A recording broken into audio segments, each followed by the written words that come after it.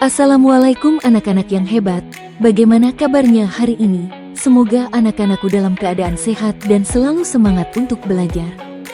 Berjumpa lagi dengan Ibu di video pembelajaran kita kali ini. Salam sehat dan salam sejahtera buat kita semua.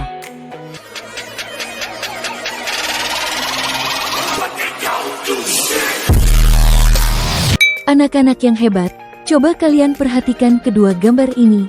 Apa yang tubuhmu lakukan saat kedinginan, dan apa yang terjadi pada tubuhmu saat kepanasan?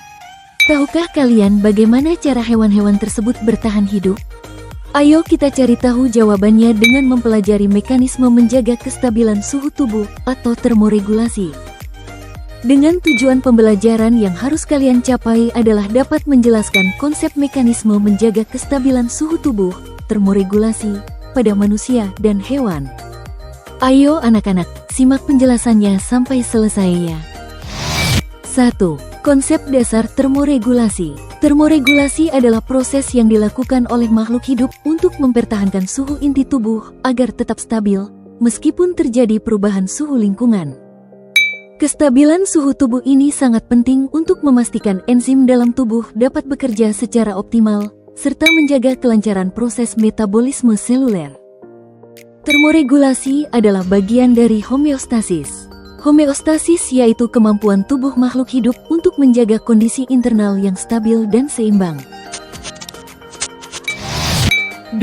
Mekanisme termoregulasi pada manusia. Mekanisme termoregulasi terjadi dengan mengatur keseimbangan antara perolehan panas dengan pelepasan panas. Manusia termasuk hewan endoterm yang memiliki sistem pengaturan suhu yang sangat efisien. Suhu tubuh manusia cenderung stabil, berkisar antara 36,5 sampai 37,5 derajat Celcius. Sebagian besar panas tubuh dihasilkan melalui metabolisme sel di organ tubuh, terutama hati, otak, jantung, dan kontraksi otot rangka. Tubuh manusia memiliki mekanisme pengaturan untuk menjaga agar suhu tubuh tetap berada di kisaran suhu normal tubuh. Pusat pengaturan suhu tubuh terdapat di hipotalamus otak. Ketika suhu tubuh meningkat di atas normal, hipotalamus akan mengirimkan pesan ke kelenjar keringat untuk meningkatkan sekresi keringat. Pada saat yang sama, hipotalamus mengirimkan pesan ke otot dinding pembuluh darah di kulit yang menyebabkan pembuluh darah melebar. Akibatnya, semakin banyak darah yang beredar ke kulit, membawa panas ke permukaan tubuh. Kulit bertindak sebagai radiator panas, yang memungkinkan panas beradiasi dari permukaan tubuh ke lingkungan. Ketika suhu tubuh menurun di bawah normal, pembuluh darah di kulit menyempit sehingga lebih sedikit panas yang dibawa ke permukaan tubuh.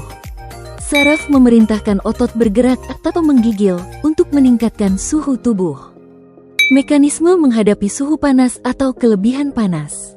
Vasodilatasi adalah kondisi di mana pembuluh darah di dekat permukaan kulit melebar. Berkeringat adalah kondisi di mana kelenjar keringat memproduksi keringat. Mekanisme menghadapi suhu dingin atau kekurangan panas. Vasokonstriksi adalah kondisi di mana pembuluh darah di dekat permukaan kulit menyempit. Menggigil adalah kondisi di mana otot rangka berkontraksi dengan cepat dan berulang secara tak sadar. Mengukur suhu tubuh. Secara kualitatif, kita dapat mengetahui bahwa suhu adalah sensasi dingin atau hangatnya sebuah benda yang dirasakan ketika kita menyentuhnya. Secara kuantitatif, kita dapat mengetahuinya dengan menggunakan termometer, misalnya untuk mengukur suhu tubuh. Pengukuran yang diambil pada posisi tubuh berlainan akan memberikan hasil yang berbeda. Pengambilan suhu di bawah lidah atau dalam mulut biasanya sekitar 37 derajat Celcius, di ketiak sekitar 36,5 derajat Celcius. Sedangkan di rektum atau anus sekitar 37,5 derajat Celcius. 3. Mekanisme termoregulasi pada hewan. Sebagian besar hewan telah mengembangkan mekanisme untuk mengatur suhu tubuhnya. Ada yang melakukannya secara fisiologi, ada pula yang melakukan dengan cara mengembangkan struktur tubuh tertentu, atau dengan melakukan perilaku tertentu. Berdasarkan mekanisme pengaturan suhu tubuhnya, hewan dapat dibedakan menjadi hewan ektoterm dan hewan endoterm. Hewan ektoterm, yang sering disebut hewan berdarah dingin, di mana suhu tubuhnya ditentukan oleh perubahan suhu lingkungan. Hewan ektoterm menggunakan sumber panas eksternal untuk mengatur suhu tubuhnya. Sebagian besar panas tubuhnya berasal dari matahari. Banyak hewan ektoterm memiliki perilaku tertentu untuk mengatur suhu tubuh.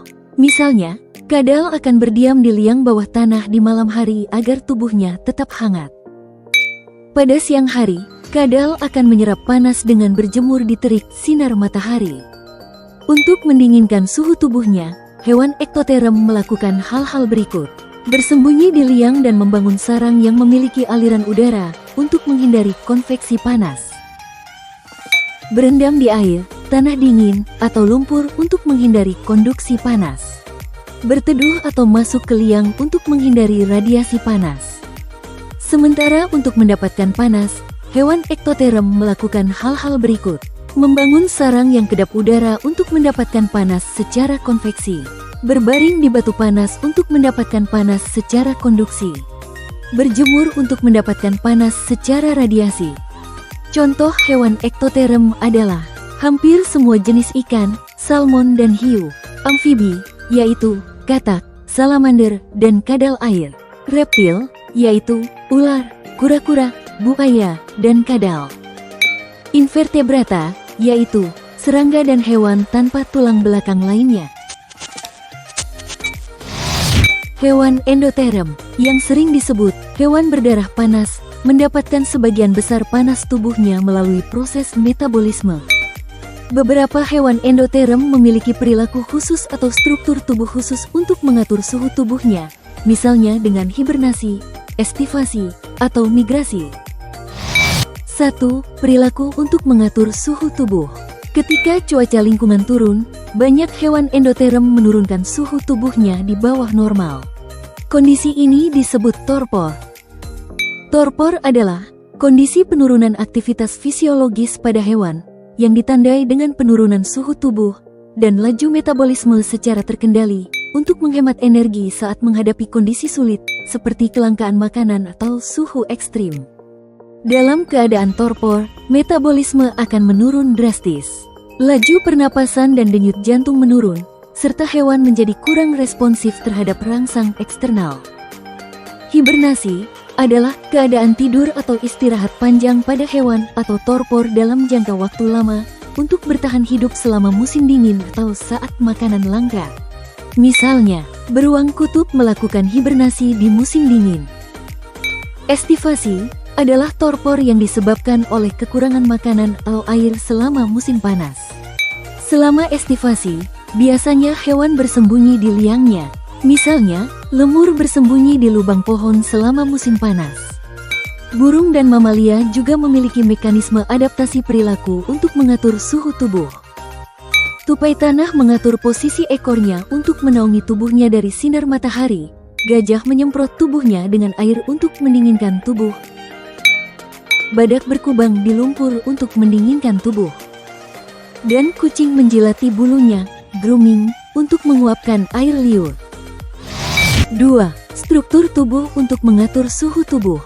Hewan endoterm memiliki struktur adaptasi untuk mengatur suhu tubuh. Misalnya, burung memiliki bulu, mamalia memiliki rambut, serta burung dan mamalia memiliki lapisan lemak. Struktur-struktur tersebut dapat mengurangi hilangnya panas dari tubuh. Contoh hewan endoterm adalah manusia dan mamalia, seperti anjing, beruang, kucing, badak, harimau, ikan paus, kelelawar. Burung, semua jenis burung, ayam, itik, dan elang. Ikan tertentu, beberapa spesies ikan pelagis seperti tuna dan hiu makarel. Demikian video pembelajaran kali ini tentang termoregulasi. Tetap semangat menjalani proses belajarmu saat ini untuk mendapat hasil yang lebih baik. Sampai berjumpa di video pembelajaran yang lain. Terima kasih sudah menonton video ini. Salam sehat, salam bahagia, salam juara. Assalamualaikum warahmatullahi wabarakatuh.